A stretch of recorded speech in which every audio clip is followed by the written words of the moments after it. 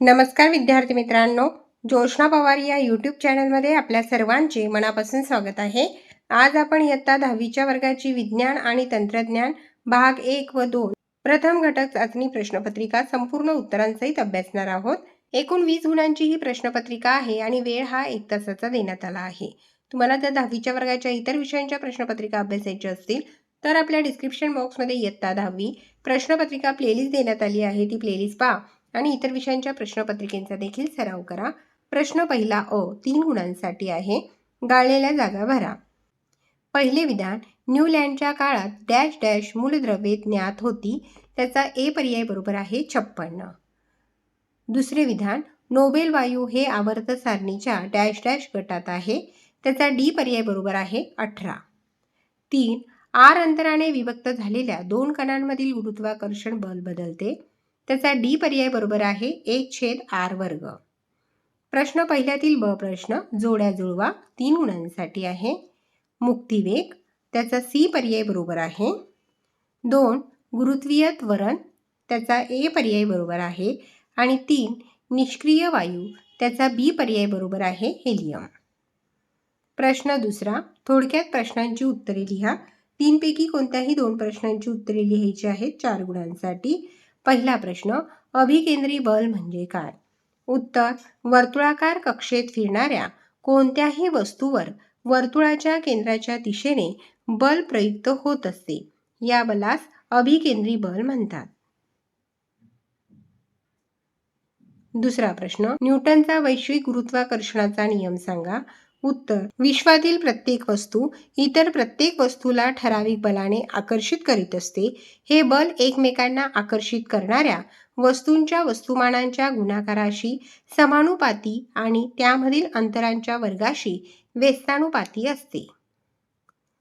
आणि तिसरा प्रश्न आहे, अर्धधातूंची 2 उदाहरणे द्या।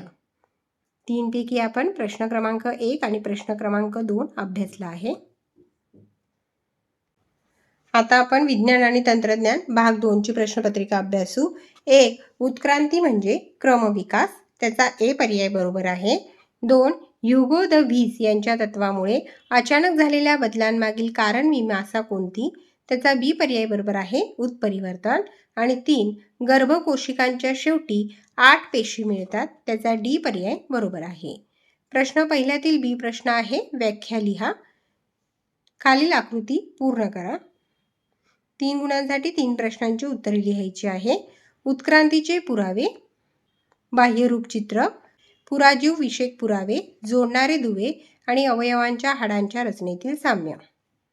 2. एटीपी ॲडिनोसाइन ट्रायफॉस्फेट हे पेशींमधील ऊर्जेचे समृद्ध असे रासायनिक संयुग आहे, ज्यामध्ये ऊर्जा फॉस्फेटच्या बंधांमध्ये साठवलेली असते। तिसरा आहे डीएनए। डीएनए हे सजीवांमधील मुख्य आनुवंशिक साहित्य आहे, जे प्रथिनांच्या संश्लेषणाची आणि सजीवांच्या गुणधर्मांची माहिती एका पिढीकडून दुसऱ्या पिढीकडे संक्रमित करते। प्रश्न दुसरा, प्रश्नांची उत्तरे लिहा। 4 गुणांसाठी 2 प्रश्नांची उत्तरे लिहायची आहेत। प्रश्न पहिला, पृष्ठवंशीय प्राण्यांमध्ये भ्रूण विज्ञानविषयक पुरावे दिसून येतात। उत्तर, मत्स्य, उभयचर, सरीसृप, पक्षी आणि सस्तनी अशा विविध पृष्ठवंशीय प्राण्यातील भ्रूणवाढीच्या वेगवेगळ्या टप्प्यांचा तुलनात्मक अभ्यास केल्यानंतर असे आढळते की प्रारंभिक अवस्थेत या सर्व प्राण्यांच्या भ्रूणांमध्ये बरेच साम्य असते। आणि दुसरा प्रश्न आहे, डार्विनचा नैसर्गिक निवडीचा सिद्धांत लिहा। या प्रश्नाचे उत्तर अभ्यासू। या ठिकाणी उत्तर देण्यात आले आहे।